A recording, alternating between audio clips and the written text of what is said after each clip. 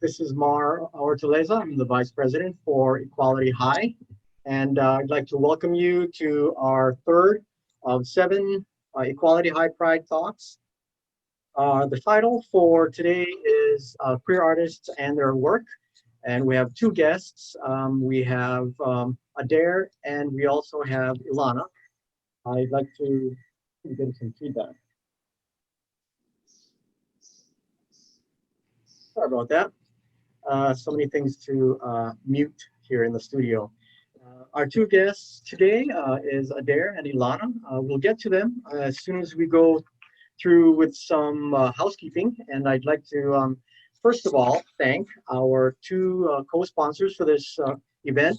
Our first sponsor is Full Life. And Full Life assists in the empowerment of people with disabilities live self-determined and full lives. And then our second co-sponsor is Able to Hawaii Artists. Able to Hawaii Artists, the celebration of the spectrum of creative abilities and promotes entrepreneurship in the arts. So before we do that, I'd like to introduce our board treasurer, Ray Saldares, who would like to go over some of our housekeeping. Ray? Hey, Mark, thank you so much for the introduction. And I just wanted to kind of give a quick overview of some of the talk guidelines for today. First thing is that any questions that are being asked will be selected on the relevance of the topic and also the time constraints that we have to an hour. Secondly, that this is a public event that will be filmed. So your participation in this event constitutes permission and consent for Equality High to use this footage with unlimited access in whole or in part. And lastly, at the moderator's discretion, any use of any kind of disrespectful language, gestures, or actions by any of the attendees will result in removal from the event and possible future events from Equality High. So lastly, if there are any questions from anyone, if you are using the Zoom platform, please type your questions into the Zoom chat, and then it will make sure that our guest speakers get that. If you're on Facebook Live, go ahead and comment the questions in the comment section, and that'll be copied over to the Zoom chat by one of our moderators so that we can get your questions answered. Lastly, any of the statements made on this platform today is solely the expressions by the guest members and do not necessarily reflect the opinions of Equality High. So with that being said, I am going to turn this over to Mar to introduce our guest speakers for the night.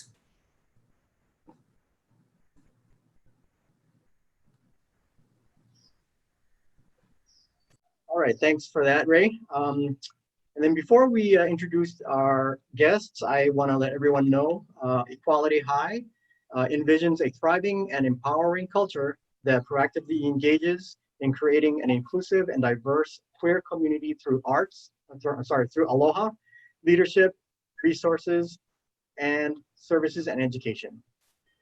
So again, and I also want to do a shout out to Hawaii Island Pride. One of the audience members is here who is part of the Pride.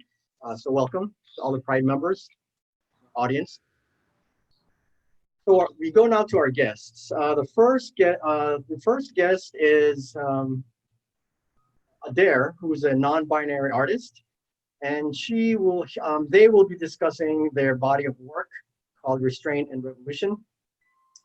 Restraint and Revolution celebrates self-expression. Each model is wearing a form of cordistry as a representation of what they are bound to and what they have chosen to break free from. So 34 amazing and innovative people are represented in this art form, and in their own way, a part of a rich culture scene carrying us into the new millennium. I would like to spotlight Adare now just to say hello to everyone before we go on to our next guest. Hi, everybody. Aloha and welcome. Thank you for joining us.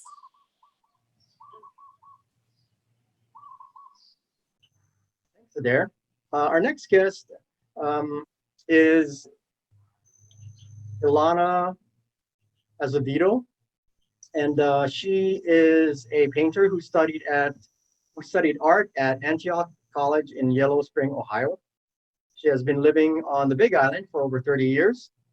Ilana plays primarily in oils on canvas, and she also enjoys portraits, landscapes, and abstracts. A few landscapes are currently on view at Pineapple's Fresh Island Cuisine and on her website, which is ilanamodelazevedo.com. Ilana is also a percussionist, and you can enjoy her band online at the Party Pride Friday night, the evening before the drive-through Pride. So I'm going to spotlight her now so she can say hello. Hi, Ilana. Hi, everybody. Thank you for joining us this evening. All right. Let's get started with Rose. Let's talk about how your journey brought you to the Big Island. And let me go ahead and find you on our thing and spotlight you. There you go. Hi. Yeah, I actually came to the Big Island from a vehicle accident. I was hit by a Muni train about 15 years ago, and I found out that I had a syndrome called Ehlers-Danlos syndrome later on in life. That means that my joints subluxate and dislocate. And so I found myself disabled all of a sudden, and needing a warmer, drier climate for my body and my health. So the doctor recommended Hawaii, and I found my way out here, fell in love with it. You know, the colors, the people, just everything about the island. And as time progressed, I was able to start painting again and really slowly heal as well. Right, thanks for that. And then how did you get back into the arts after working on your self-healing? How did you get back into the arts? Basically people. I'm in love with people, and I would meet somebody absolutely fabulous, and I would just have this deep desire to want to paint them, to spotlight part of who they are. A good person would be Kala Kavili over at Primal Soul Tattoo Shop. They're such an amazing human being and often get misrepresented as a person. And I got the opportunity to paint him not that long ago for Restraint and Revolution. And I wanted to be able to show a different side of him than a lot of people had the chance to see just, you know, in first glance. And so the more people I met, the more intrigued I found myself becoming in really wanting to showcase more of who the person was inside as opposed to what they just represented on the surface of their skin. And it just became a love affair with oils at that point on. Great, thanks for that. And what I'd like to do before we talk in depth about the work that you do with Restraint and Revolution, I want to introduce or get back to Ilana, where Ilana, you can tell us a little bit more about your journey here on the Big Island, getting here and living here for 30 years and how that affected your journey and your artwork. Let me unmute you also. To unmute myself. Okay, perfect. Thank you. Hey, hi everyone. So I could kind of parallel stories with Rose a little bit and then loop around back to her and us. I never planned to come to Hawaii. I was on my way to a big trip with somebody somewhere, and she had friends here, and this was the trip that did not save our relationship. I didn't expect to, but I suddenly felt at home here, just fell in love with the community and the environment and all of it. And she didn't like it and left. And I ended up staying. And I've been here over 30 years. In that time, I did a lot of different jobs and, you know, enjoyed a lot of the lifestyles that we can enjoy here. And I dabbled, like I always did something a little creative, but I never really identified as an artist. And I just squished that down and kind of ignored it. And you know, what you put your energy on grows, and what you ignore doesn't. And I was, I had a cafe, and I was working hard, and it was fulfilling on many levels, but there was part of me that was, oh, I wonder, like, do I need to paint? Did that come and go? Am I even into it? Do I like it? And I was thinking about it a lot, and I was kind of actually in a little existential crisis. And so I went to the warm ponds one day and meditated on that and prayed, I guess, for lack of a better word, and decided to take a day off extra per week to pursue being an artist, because I remembered I was supposed to be doing that. And as I left, I ran into a group of women artists that were onto their way to the warm ponds, and they were so happy. They had just come from Rose Adare's workshop on finding the muse. And they were going to have that workshop on Tuesdays, the day I decided to take off. And so I looked up Rose, and it wasn't exactly that workshop, but Rose definitely helped me get back on the painterly path. And also it's always been portraits that first attracted, but I just enjoy painting landscapes, abstracts, all of it. We can go back to Rose now. Okay, thank you, thank you. And I'm going to spotlight Rose. Yeah, sorry. Rose. So Rose, tell us about your art form. Yeah. I do a lot of different art forms. I'm mostly classical trained from the atelier, which is a European style drawing and painting modality that's been around forever and today. In fact, the school, I run a nonprofit art school, and we teach the atelier. So basically, I really love oil painting. That's kind of where my heart lives. But I also do oil, acrylics, watercolor, gesso. I sculpt. I do wood burning. Anything I can get my hands into, I do. In fact, I get the opportunity twice a year to work with a group called the CoLab, the Hawaii Artists Collaboration. And it's just like it sounds. We get a bunch of artists together, and in 5 days, we create usually like 100 different art pieces together. We collaborate, and then we have a huge auction, raise money, usually for art in school districts, junior high, high school. And it's lately been kind of what's been driving me in my career, is just getting together with other artists and sharing this synergy and this creativity with each other, and just helping each other out. Right. Oh, we have a question for Ilana. I see. Mm-hmm. Okay. See, Ray, can you read out that question for us? Sure can. And here's a question for Ilana. I know that you also do music. Do you get the same fulfillment out of your music as you do with your painting? And which do you prefer more? I think you are fantastic at both. Wow. Okay, thank you, whoever wrote that question. Thank you for asking. I forget the beginning of the question.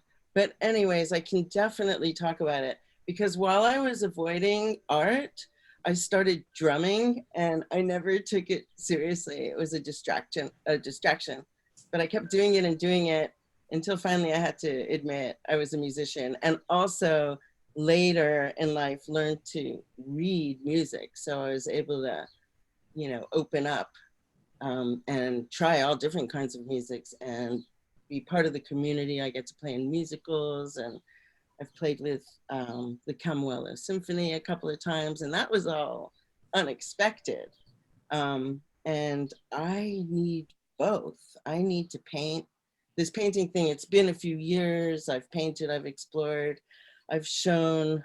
Quarantine has kind of been a little bit awesome, because it's forced the introvert in me to do the plan I've always had, but distract myself from.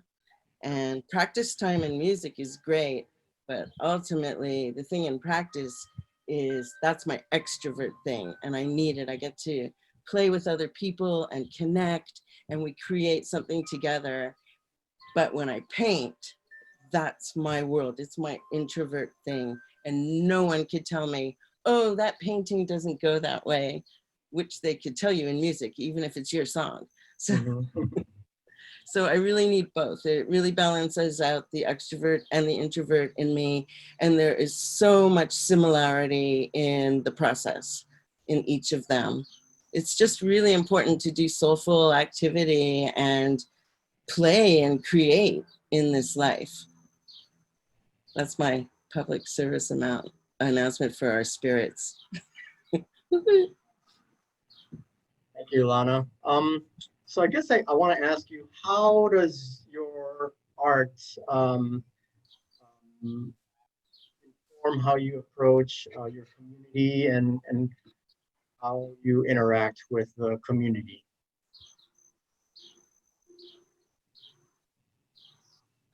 You're asking me specifically? Yes. Uh-huh. Can you repeat? I didn't hear the beginning of the Sure. question. How does your art informs how you relate to the community? Well, the performance, you know, obviously playing percussion, I'm relating on a lot of levels when I do community theater or with my band. Okay, I'll shamelessly plug. We have a name. It's called 14 Days Out. And our debut is actually going to be in 14 days on the 26th, the evening before Pride. There's going to be some kind of digital party.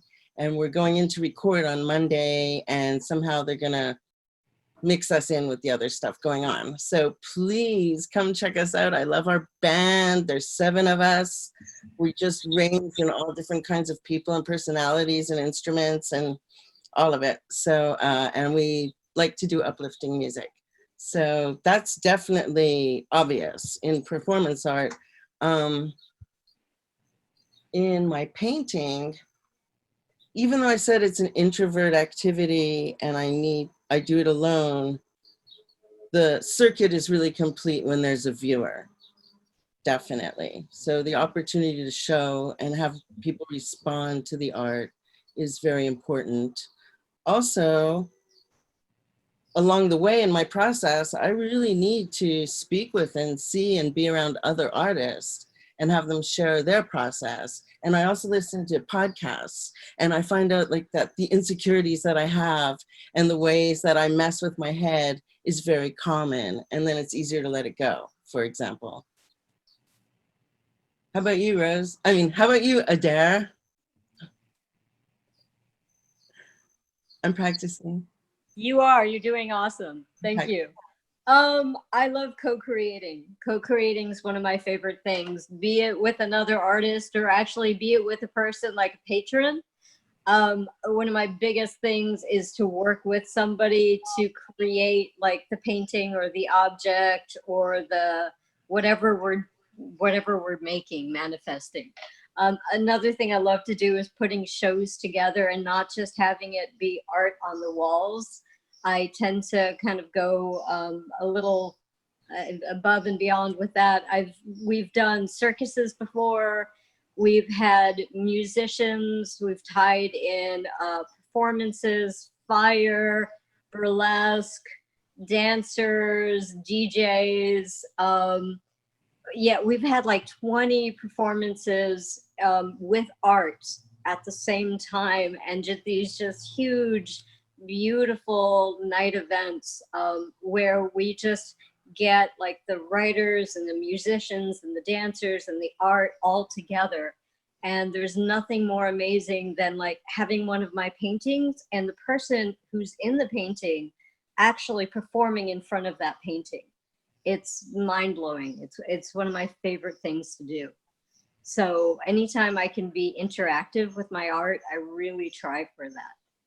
Yeah. And again, it really is amazing when you have somebody interpret your art and they see it differently than you as the artist painted it. You get to see your art in a different mindset or a different like kaleidoscope almost. And it's very revealing when you get to see it through somebody else's eyes.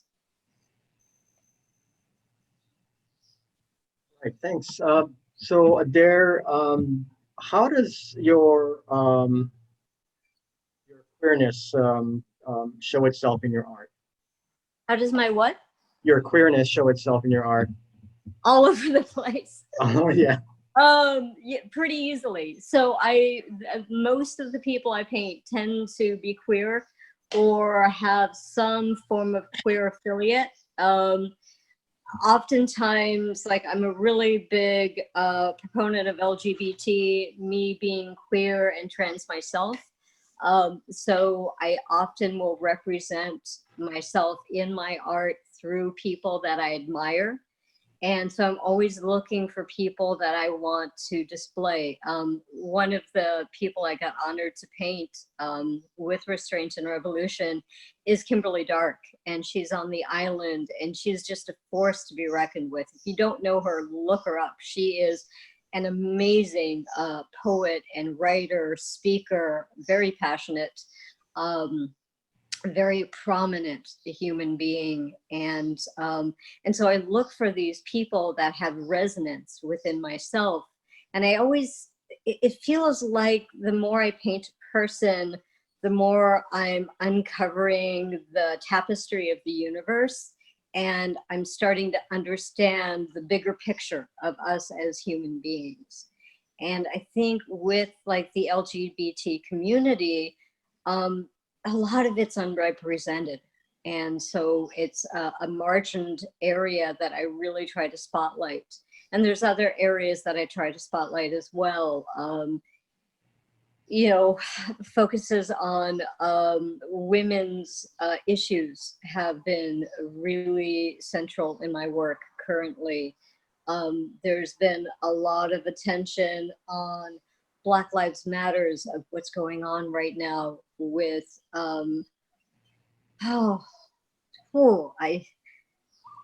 just the explosiveness happening in our world today with politics. And as you've seen in history, whenever there is a movement, art is always with that movement. You can always tell what's going on in society by the art at that moment. And so it's going to be very telling in about 10 years' time, looking back at this moment, where's the art and what is the art representing? And to be an artist in this day and time, I find to be quite an honor, because we get to capture that moment of, currently, there's a unity of so many people coming together right now against oppression. And how do you capture that? How do you take that intensity, and how do you display that on something two-dimensional? And so you're finding a lot of artists coming and trying to have that conversation with each other and with others. And it's a fascinating conversation to have with everything that's going on right now. Ilana, where are you on this subject? Well, you know, art reflects culture, and it also definitely is the artist. I've never been in, so I'm definitely a lesbian, and somehow that's gonna ooze through my art, and definitely yeah. Politics have also always over time. I guess in college I was really political, and I did things like when we had to do a self-portrait, or I was political, but I was also like, you know, personal and coming out and all like, yay, this is so great. And so for our self-portrait, I did a giant pussy, like a giant vagina. It was 6 by 4 feet. And that was my self-portrait. And I did it in blue, so it would match my mother's living room. I was being kind of That's awesome. I know, that kind of thing. And then also all these things happened on campus, and racism, sexism, homophobia became one word So it's ingrained, you know, in my art. And I did pussies. Oh, I had someone offered to rape me when they found out I was a lesbian. And then at the same time, the Black students on campus were being attacked. And so we had to form coalitions and learn about each other. And then my art that whole semester was just pussy, pussy, pussy, pussy, like just vaginas the whole time. So anyways, then I went about life, moved here, like I discussed earlier, and then just getting into painting. I didn't really do any intentional political or personal as a woman kind of thing. I was just exploring and exploring. Although, of course, if I went to hang a portrait of my wife at a show, I would say it's my wife. So there it is. But as I was painting, I would be listening to the news and the podcasts. And when the Eric Garner thing happened and the first round of I Can't Breathe, and always thinking about gender and racial inequality and how they are so intertwined. And if we could solve one, we would almost automatically solve the other because it comes from and is the same place. And I know it's way more complicated than that. All of a sudden, abstract was coming up and I wanted to do abstract. And I was also very heavily into exploring my process because I was re-emerging as an artist. And I actually just dragged out a couple things. I ended up doing a rather large one, but this was my prototype. And it was just thinking about race and gender and what's helping, what's hurting, are we healing, are we wrecking? My painting process is a lot like how I live my life. I make a mistake and then I spend a lot of time fixing it and adjusting it. And then moving on from that one, I have another one. I hope it's okay to quick show. And this one, I just went for the black and white of it. And this thing, you know, I actually slashed a canvas. And in the detail, you could see there's music and journal musings. And it was gonna be about process and I don't know, it's just everything all combined. It's just trying to just sort of process it all. Just reflecting back. I don't have any answers. I have a lot of questions and heartache. And yeah. Thanks, Ilana. We actually, I think we have a question. Ray, do we have a question? Yes, we do. And I believe this question is directed to Adare. And Adare, the question reads, I have watched some of your art, drawing videos or lives, and love the way you have described connection to the person while drawing. Do you feel you can see something beyond the physical to have that connection with that person and your art? Can you try and describe that? Yeah, that's a great question. Yeah, so everybody is so much more than just physical. In fact, physical, I'd say, is the smallest part about a human being. So when I paint them, the easiest part of painting is getting like where the eyes are, the nose, the mouth, all of that. That's easy. That's just mathematics. And anyone can do that. I can teach anyone that. But that doesn't make a person.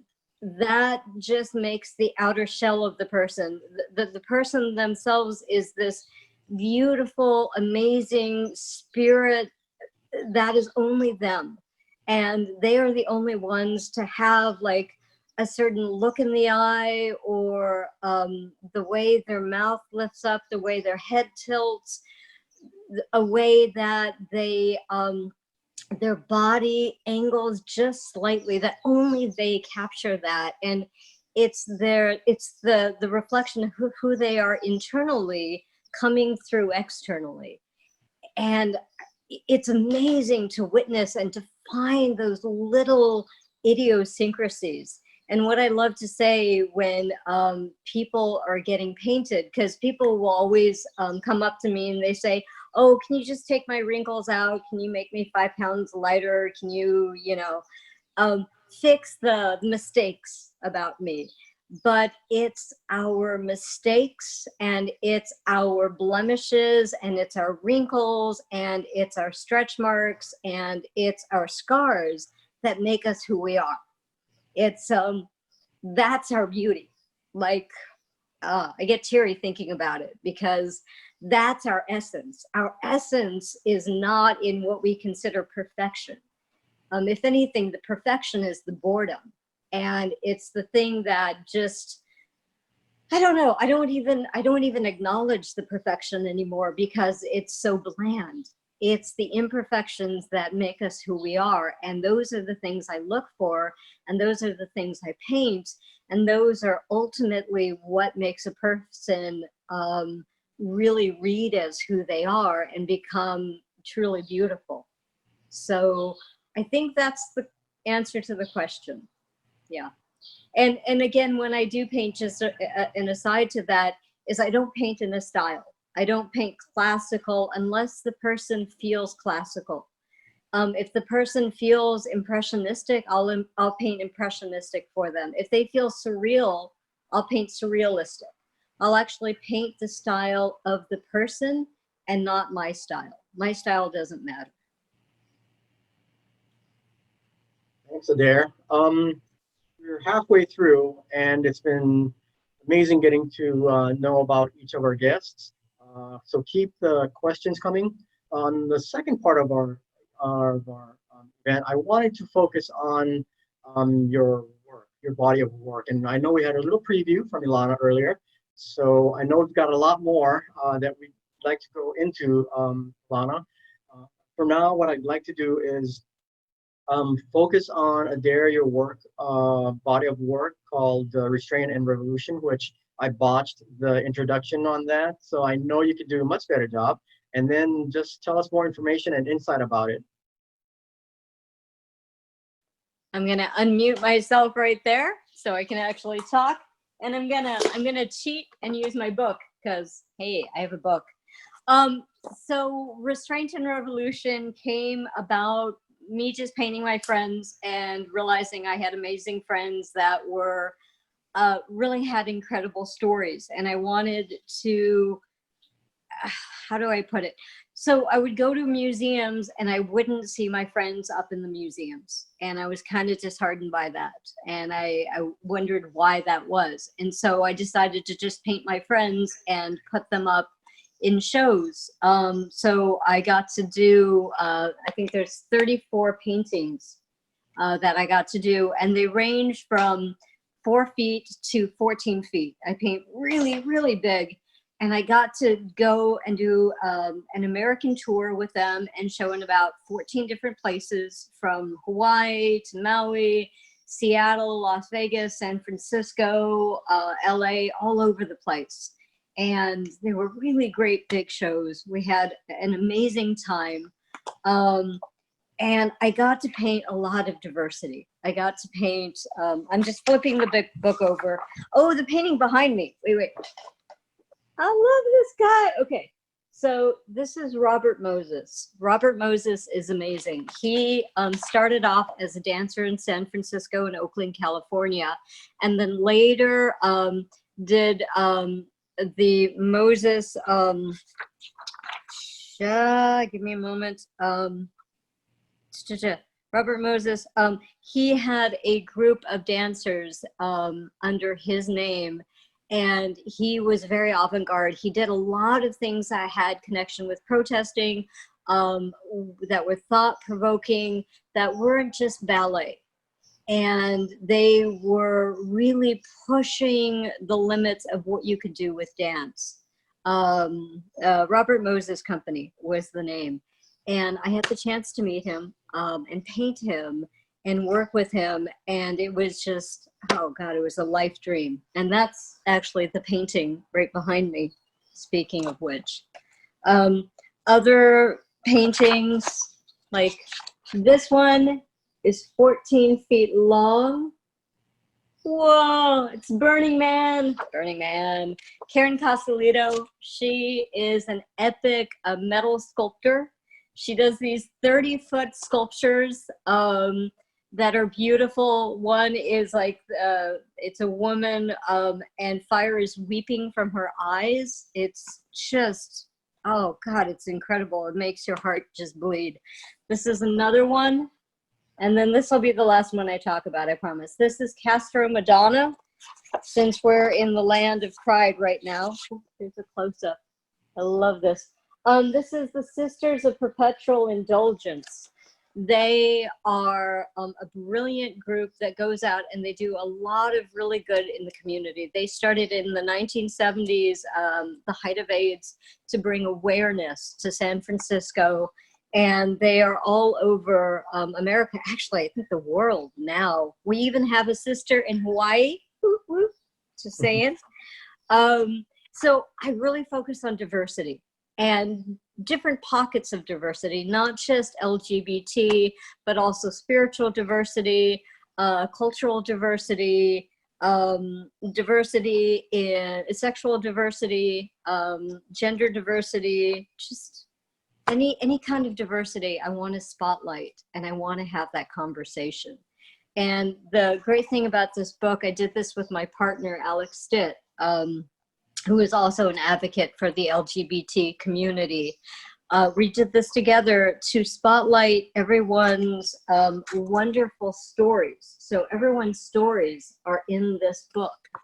And the great thing about that is you get to not just see the pretty pictures, but you get to learn about the people and find out why they tick and what's their passion and a bit about them. So I'm really big on education. If I'm going to have an art show, I want you to walk away with having learned something, learned about who these people are and why they're really amazing. Yeah. So that's my book. That's what I do. Thank you, Rose. I'd like to, before we turn it over to Ilana to talk about your body of work, either in the past or current, I know we have a few more questions. And I also wanted to let everyone know that we have Beverly Yates-Tessie, who's the president of the Pride Committee. And we also have Glenn Manavo, the president of Equality High. If you're wondering about what kind of events are happening this month, it's a whole celebration of Pride Month. There's so many. And at the end of our program, I'm going to have them introduce themselves, and they can tell you a little bit tidbits about what's happening this month. Okay, so let's go ahead and over to Ilana and ask you, Ilana, about a body of work that you'd like to share with the group here. Sure. I'm working on a body of work right now, but I can't share it because I'm hoping. Okay. Because I'm hoping to show it, and lots of times you can't have shown it on social media, but it is a series of portraits, and let's just say it's topical. It's very current. Okay. Other than that, here's a fun story. So after visiting with with Adare, and also with Peggy, Margaret Stanton, they're my art mommies. I did a lot of plein air painting with Margaret. I did the painting with Peggy, and I caught up on technical stuff with Adare. Things had changed since college, different materials available, and the college I went to, they didn't really teach anything like proportions or stuff. They were just like, go paint, which was great, at the time, and it had its worth. So anyways, I started accumulating knowledge and just practicing and trying to paint, but I was also working, and it was getting like seriously annoying. Like work was completely cutting into my art time. So I went back to the warm ponds again, and I was thinking and praying on that, and I just was like, I'm ready to let go. It had been 7 years. So if this is meant to be, let's do this. And if not, I know I'm not ready yet. And anyways, it sold within the week. And things just were just blessed and wonderful. And I got to join the Art Hui which is was painting at the Warm Ponds for 30 years every Friday. And some artist friends invited me and I went, and that became my thing. Like, just, I was so happy that I could go every Friday, that I was available. And it was the first time in my life where I painted the same thing over and over. And it was the trees at the Warm Ponds at Ahalanui. And I did that for about a year. And then the volcano came and wiped it out. You know how Pele can be. And so the art group is still meeting, I think, at Lava Trees, and you could probably find them. I think it's the Hilo Art Hui, or Art Day Hui. And I ended up with a body of work of the Warm Ponds, and I've been able to show it here and there. It's not currently showing, but I have a nice slideshow at Ilana Moidel Acevedo.com. That's my shameless plug for me in the Warm Ponds. So yeah, I love how that one transpired. Would you like to show the last one that you showed us and maybe talk a little bit more about that piece if you're able to? That abstract one? Yes. Yeah, sure. Do we have a question about it? No, it just just a personal. It just called to me a little bit, and I'm just curious about how the process and how you ended up with the result of that. Well, just have this desire for slashing canvases. I think probably that happens to a lot of artists. And like I said, I was listening to a lot. It was right at the time with Eric Garner and I Can't Breathe. And I was just listening a lot to about what was going on. And it's something that's never left me since college, thinking about racism, sexism, homophobia. It's one word. It needs to all be dismantled. And this was my place of going abstract. My focus is usually lightly on the landscapes and seriously on the portraits. And I had to figure out how to build up the canvas. So I tried a lot of different stiffeners. I actually did paint this canvas and then cut it. It's attached to the one behind. So there's actually some 3D. And then the show came up, so I tweaked it more to fit. It was for a show. The theme was portal. So I ended up calling it the portal to creation, because all those things go into it. The process, the torment, the ripping, the fixing, my gender, are we ever gonna fix this? The racial stuff, What the hell? And I don't know if you can see really close, but it's not, there's lots of layers of writing and scratching and I'll just sort of pan around maybe. Mm-hmm. Is this doing anything for you? Oh, wait. Yep. And how about the musical notes? What does that? Yeah. Whatever you're going to do, people call it work. I hate that word, but you got to put the time and energy in. It's process and it's practice. So this is just, journal musings about art and music and just sheet music that was challenging and I got angry at, but you practice and you gotta push through sometimes, but also you gotta know when to just give it a rest. Mm-hmm. So this whole thing, the whole process about the process is definitely room for personal growth there.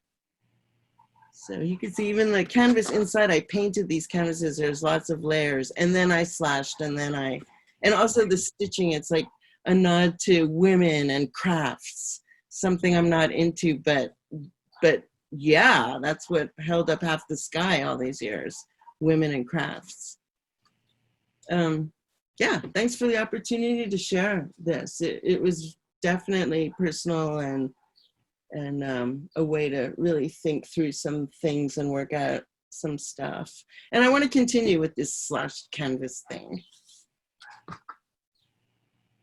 Okay, thank you. I just thought that maybe perhaps what we were missing, and maybe this is something we can organize, Adare and Ilana, next year, while I have you here, is maybe we can organize an art exhibit or an art show, because I wonder why we don't have one.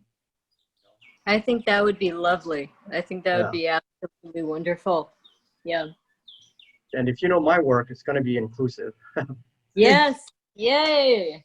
Yeah. Always. So yeah, looks like we have a question. Ray, do we have a question from our Zoom audience?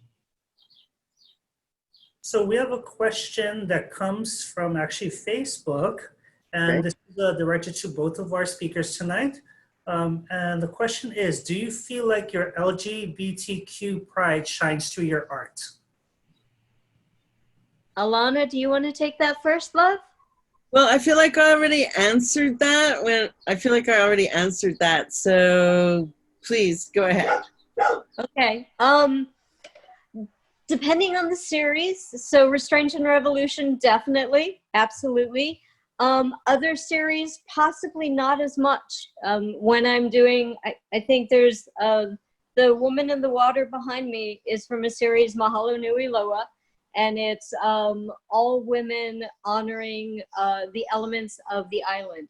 And for that one, probably not as much, because I was focusing in a different direction. I was focusing the island, the elements, and honoring, right? So the series I'm working on now, and just like Ilana, I can't really talk about it too much. It's one of those secretive until it comes out. Definitely. I'm definitely connecting in with my LGBT core and really making a statement about that. And as I've been progressing in my own self, I just came out as trans recently. I'm noticing that it's really resonating through my art in a lot of different directions that I'm finding artists always, in some ways, paint themselves in their art. And I don't mean like I'm going to paint my face in people's faces. You just paint your heart or your soul or your essence in your work. And so as you grow as an artist, that growth appears in your art. So I have a feeling with me really embracing the trans aspect of who I am. I'm really curious to see how that evolves into my art. I'm kind of, I can't wait to see the reflections that happen. That's a great question. Thank you so much. And just to shout out, Ilana, I love that work, by the way. That's freaking amazing. Thank you. We got to show together during that that whole process that you were doing with the ripping, and it was amazing to watch you do that. Yeah. Yeah. Good there. Do you, either of you, have any other questions you'd like to ask each other as artists? Yeah, I will. Hey, Ilana, what do you do when you get frustrated? Because I bet viewers would love to know. It's a hot topic. You mean frustrated with your art? Like when you get to a point where you get stuck? Right. Okay, so I just put it away and then look at it. Yeah, and then look at it with fresh eyes, either the next day or a couple days later. Usually it's not as bad as I thought it was. Or if it is, then I'm like, okay, one for the books, because you're going to have a certain amount of bad ones. But let me talk about the real frustration, and it's called resistance. And it's just battling myself to go to the easel. Like once I get there, or at least once I go to the studio, I know what to do. And it's just, I'm human. It's procrastination. I also have the same problem. Like I could see having the problem with exercise. Like you're going to get all sweaty. It's uncomfortable. But like even meditation, you have to like sit on a pillow and breathe. And I have to battle myself all the way there. And I've never once said, I really regretted meditating today. And it's the same with going to the studio. It's where my joy is. My spirit wants me to go. It's the soulful activity. And I mean, I'll just do anything else sometimes and guilt trip myself and suffer all the way there. So I've had to create some rituals that signal to me that it's studio time. Certain Pandora station, I can change it later. an incense, a particular scent, and even just go in, I'll just like make myself go, this is studio time, and I'll just like sit on my ass and at least pick one thing, and maybe I'll clean palettes, and then I'll clean brushes, and then I'll always have that painting there that I kind of know what I need to do next, and either I don't want to wreck it, or I'm bored of it, or some stupid stuff my brain tells me. I see you nodding and laughing, Adare. And then, but if I start and then I catch a glimpse, then it's like, oh, and then I have to grab that paint and whoa, and you know, start fixing. They call it painting, I call it fixing, and so I start fixing. How about you? How do you deal with frustration or resistance? A lot of this is very similar too. A lot of it is the procrastination and just get to work. Like my teacher used to always say, get your ass in the studio, go to work. Just go to work. Even if it's cleaning your palette, washing your brushes, sweeping the floor, just get yourself in the studio and work. One of the things I love to do is I love when I make a mistake. First of all, I'm over getting mad when I make a mistake. I'm totally over it. In fact, I go the opposite direction. I make a mistake, I embrace it. I love it. I love the hell out of when I make a mistake, because usually at this point in my life, I'm old enough that I have enough wherewithal to stop before I erase the mistake, step back and be like, oh, is this actually a mistake? Did I actually mess this up, or is this actually going to be better for my painting? And 9 times out of 10, my mistake is actually the best part of my painting. Best part of my painting. I could not have done that if I tried, whatever the mistake was. And I think this goes kind of into life sometimes, that we think we've made a mistake, and if we just looked at it differently, we might realize that perhaps maybe it's not a mistake. It depends on what it is, right? So I really stop when I make that mistake and really try to examine it, step away, think about it before just erasing it, before getting rid of it, and seeing if I can incorporate it in some way to make it part of the painting. And oftentimes I can. And so it's, for me, it's the universe kind of coming down, taking my hand and painting through me. And, you know, I call it a mistake because it wasn't my choice. It was the universe's choice of putting that mark there or doing that line. And oftentimes it's what's meant to happen. So I just go with it. So I'm finding that I'm a lot more mellow about the process, and I'm trying not to control every single step of the way. And I think watercolor is great for that too. If you need to let go of control, do watercolor. Yeah. Thank you, Ilana and Adare. I actually had an opportunity to learn some watercolor from you, Adare, and talk about not having a lot of control. Yeah.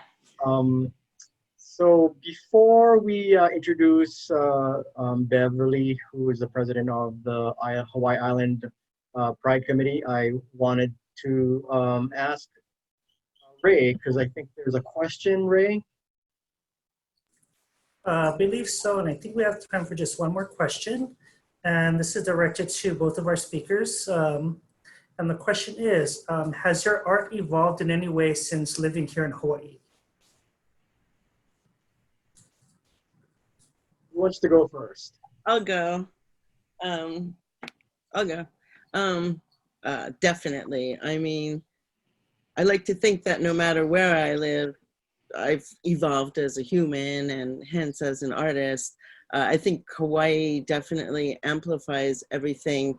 I don't know if you were here for the beginning of my story, but there was I had a long lapse where I never really was an active artist or identified as an artist. And I remember part of that was, it's just so rich and overwhelming when I looked out at the nature here, and I would just be like, oh my God, look what God made. How can you, God is, your own interpretation. How could I, a mere mortal, put that in some 2-9 match, how stupid, and then this stylized sort of like what I called Howley Hawaiiana. So I definitely never did any landscapes. And, you know, but as I started to do art, and then I kind of guess I got desensitized or spoiled by the richness here, or used to it, or part of it. And oh my God, my paintings now, when I paint at Warm Ponds, yeah, there's Warm Ponds, it's pretty, but a lot of my paintings are leaning more towards abstract and Fauvist, and it's more the feeling of it. And I bring colors in that don't necessarily exist right there. And I'm trying to bring like the emotion. And also in my landscape, I think my landscapes here, I do some tighter, some looser, but I have a very strong presence of atmosphere. And because the atmosphere here, there's a lot going on, you know, between worlds. There's all that sort of mist and sparks and fog and clouds. So I really like to make sure that somehow that's definitely there when I do landscapes. So I don't know, that's a start of an answer to that question. And I'm gonna toss it on over to Adare. The magic of it all. Yeah, there's a lot of magic in mana on the island that if you're an artist, it's almost impossible not to be affected by it. The first thing I noticed is coming from San Francisco, our palette in San Francisco tends to be on the darker, more somber side, and coming out here, right off the bat, my color choices just exploded, very kaleidoscope. And I got into a lot more brighter colors. I'm now actually considered a pop figurative artist. Pop means that I make my colors bright and shocking. And that was definitely not the case before I moved to Hawaii. So that's definitely a Hawaii thing. More nature oriented. I usually tie in nature in my paintings. You know, I will put figurative in with the landscapes these days. I'll tie in more of a spiritual bent, more connected with the landscape, and spirit tends to be the big connection. And there's just more of a connection to where I'm actually painting. So when I start painting, I'll just give gratitude to where I am, to being on the island, to being a caretaker of a beautiful piece of property, to being here on the islands, and just taking a moment to acknowledge that, and to acknowledge how lucky I am to be able to be here at this time, at this moment. And to be gifted the ability just to paint, you know, as well. So yeah, it's definitely changed dramatically how I've painted. Yeah. Thank you both for bringing in the spirituality in the arts. I really appreciate that, and we all do. I would like, before I introduce Glenn Manaba, the president for Equality High, I would like to introduce Beverly to talk a little bit more about some of the events that can't find her. Where did she go? I think we may have lost her. Oh, there you are. Let me unmute you and spotlight you. There you are. And can you unmute yourself? Let me. Can I yeah, let me try. hear me? Okay, there you are. Yeah. Hi, Okay, Bev. perfect. Hi. Wonderful talk, you guys. I absolutely love Adare and Ilana, so I'm so excited to be here watching this. This is amazing. Thank you. So my name is Beverly. I'm the president of Hawaii Island LGBTQ Pride. And we actually have quite a busy few weeks coming up. So tonight, I believe there's the Viral Vixens is actually starting tonight. They're doing a show. This weekend, keep an eye out for our drag queen story time that we'll have released on our Facebook page. And then, of course, following the daily challenges that we have posted on our Facebook every day. And don't forget to pre-order your t-shirts or tank tops, just so that we can make sure that everybody gets one. We seem to always run out, and so I feel bad when people come up and we don't have enough. And then Mondays and Tuesdays is our presentations with Greg and other people, the Our Past, Our People, Our Pride. Wednesdays, we'll be back with you lovely people doing your Pride Talks, which is amazing. Sorry if you can hear that, people driving crazy in the neighborhood. And then also Clever Intelligence Trivia, which is free for everybody online at 7 o'clock with Phil. And then I go live on Thursdays, and that's basically our weeks. If anyone has any questions, follow the Pride Facebook page, message us. Oh, we also have Instagram. And I appreciate you letting me come on and, you know, give everything that we're doing. So thank you. And thank you for doing the Pride Talks. It is really amazing. Welcome, and thanks for sharing all the various events that Pride is sponsoring this year. Before we end, or actually we might go a little over, in fact we are a little bit over, but I wanted to have some last words from our guests. But before we do that, I wanted to also introduce Glenn Manaba, the president of Equality High, to introduce himself and tell us a little bit more about some of the things that Equality High will be doing this month and throughout the year. So let me go ahead and spotlight you, Glenn. There you are. Hi, Glenn. Hey, how's it going? Oh, you just muted yourself. How's that? Perfect. Whoop. Whoops. Oh, okay. Well, I'm Glenn Manaba. I'm the president of Equality Hawaii. We're excited to showcase these Pride Talks. We do it every Wednesday and Friday between 5 and 6 o'clock. And it's going to be for the month of June. So please join us for our upcoming Wednesday, the 17th, between 5 and 6. We're going to be doing the Pride Movement, a history. And we're going to feature two guest speakers. One will be Joelle Tan, who started the HIV outreach for gay men of color in LA. And also we're going to feature Greg Lupton of the Hawaii Island LGBTQ. So please join us. You can check out our Facebook page or go to www.equalityhigh.org. Thank you. Thank you, Glenn.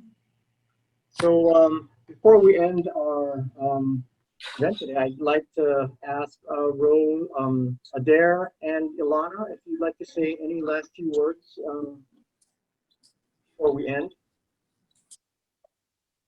Just to keep the art and equality going and keep supporting one another in love.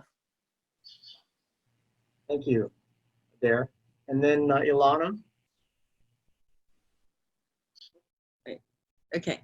I would like to say the same thing that we say to our LGBTQ youth. Don't die wondering. If there's something you want to try, if you want to paint, or you want to try printmaking, or maybe playing trombone or keyboard or dance, if there's something you've always wanted to try, if your little soul or spirit is inside you, you know, trying to nudge you, pay attention, check it out. Don't die wondering if you should have given it a try.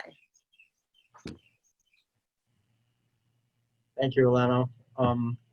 So before we go, I'd like to thank our sponsors for this Equality High Pride Talks. Our co-sponsors are Full Life and Able to Hawaii Artists. And a big shout out to the Hawaii Island Pride.